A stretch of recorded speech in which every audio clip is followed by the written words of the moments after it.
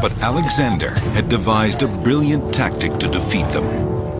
Darius launches his chariots. Alexander knew it was coming, and he had taught his men to trap the chariots. It's a simple move that is still analyzed in tactical studies today, a move that is called the mousetrap. No horse is going to come toward a bristling line of men with sharp, pointy sticks. So if you open a space, that horse will come into that space. He will be trapped.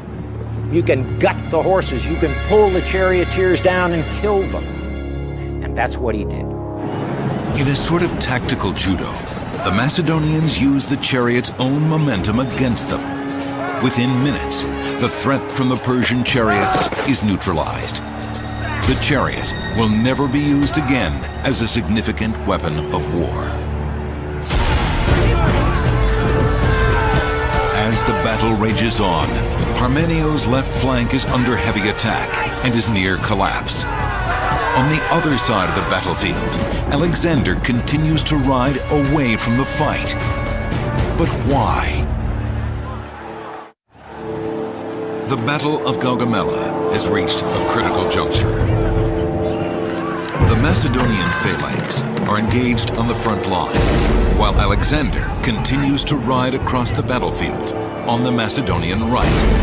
And on the Macedonian left flank, Parmenio is in trouble. His outnumbered troops are on the verge of collapse. He attempts to contact Alexander, asking for reinforcements, but his message does not get through. Battlefield communication in ancient warfare was primitive at best. They had trumpeters who would play a certain set of notes, and you would hear those set of notes and recognize it as a signal for your unit.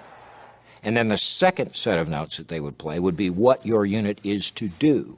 You had drums whose beat could change, which would tell you that you need to increase the pace, or you need to turn left, or you need to turn right. It was very difficult, and it was probably very, very confusing. The fog of war and the rattle of battle was a literal problem in those days. Communication was tough. While Parmenio struggles, Alexander and his cavalry continue to ride to the right, neither charging nor retreating.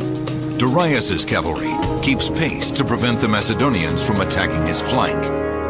Alexander angled his force farther and farther and farther off of the killing zone, and he actually went kind of out of the whole prepared field that Darius had set up for him, making Darius pull cavalry out of his line to keep from being outflanked. And as Darius pulled that cavalry out of his line, the line thinned out in the middle. And as that happens, the center of the Persian line cannot shift left to cover the hole that's left. Alexander then spots the gap in the Persian line of battle. Alexander's unorthodox approach to the battle has thrown the Persian army into disarray and has opened a gap in their line. But how can he exploit it? Like all great field commanders, he feels the moment when that door opens. Away! El Dorado! In an amazing move, Alexander turns his entire cavalry 160 degrees and charges toward the gap in the Persian line. The hidden peltasts now emerge and attack the Persian horsemen in a hail of slings, javelins, and arrows, preventing the Persian horsemen from pursuing Alexander and his cavalry. I'm sure that from Darius's point of view, he must have been sitting there, sending his chariots out, sending his cavalry out, and just waiting for Alexander to be steamrolled over. And then suddenly he looked up, and there was Alexander's companion cavalry. Alexander personally was at the apex of the cavalry wedge. In every battle, he was in harm's way. Alexander and his cavalry charge into the gap, forcing their way through the line.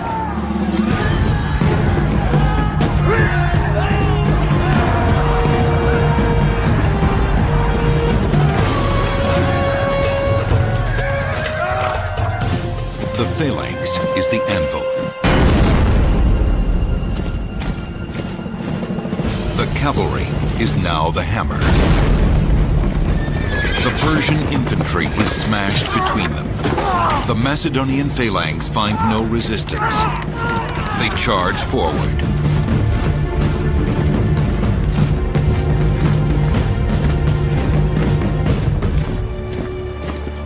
The Persian army breaks and begins to run.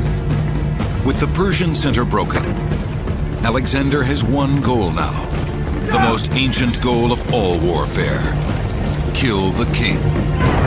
The battle at Gaugamela was fought with the idea that Alexander would meet Darius mano a mano, one-on-one, kill him, mount his head on a cavalry spider. Alexander realized that if you could cut the head off the snake, the rest of the snake would die. But just as Alexander was within striking distance of the fleeing Darius, a sudden change stops his pursuit.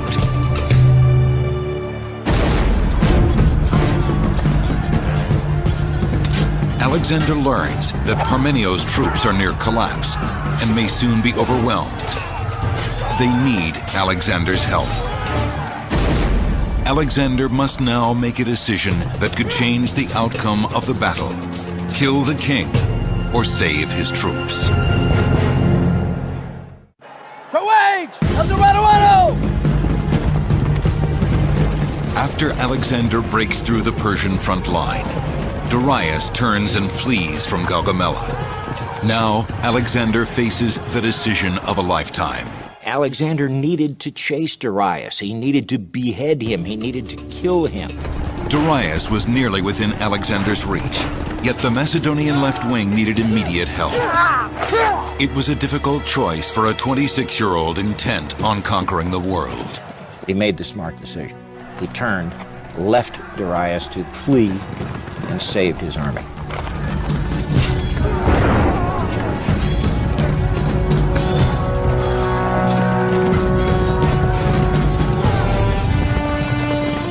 Alexander ran directly into a wall of confused soldiers falling to the rear.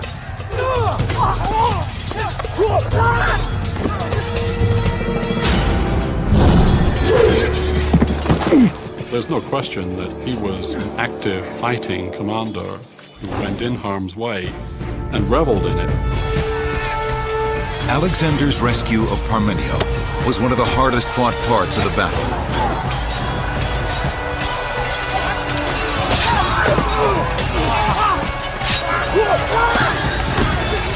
Alexander himself suffered combat wounds the equal of any of his veterans.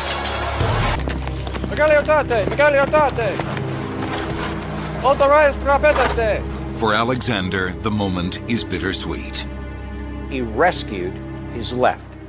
He saved his army. And he won the battle at Gaugamela. By late afternoon, the battle was over, and the legend of Alexander had begun.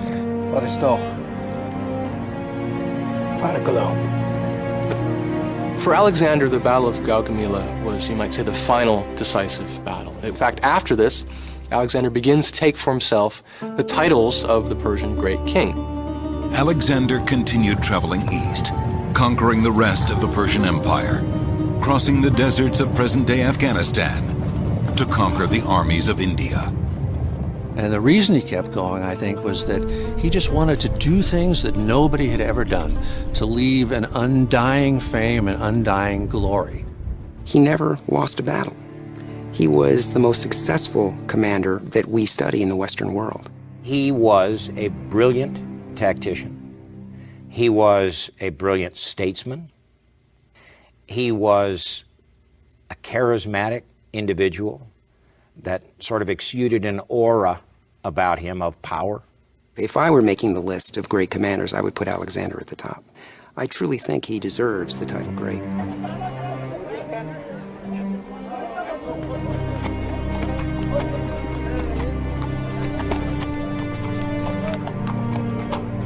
Some sources say that over 1,000 Macedonians were killed at Gaugamela.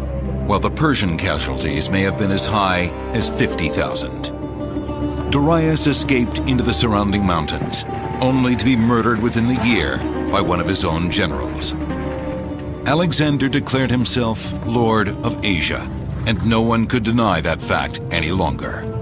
Alexander was great because he had such clarity in his goals. He managed to infect the people around him with such love for him and desire to accomplish his missions that it was a tidal wave of force that couldn't be stopped. And that's the mark of a great man.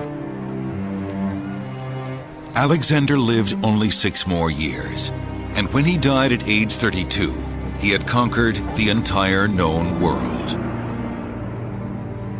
The prophecy at Gordium turned out to be true. Alexander the Great's unusual strategies proved to be as effective against armies and empires as they were against the Gordian knot. He was a heroic leader, and he led a heroic people. And in a world that did not believe in an afterlife, how else does one achieve immortality than by writing oneself into the history books? And in that regard, Alexander is immortal.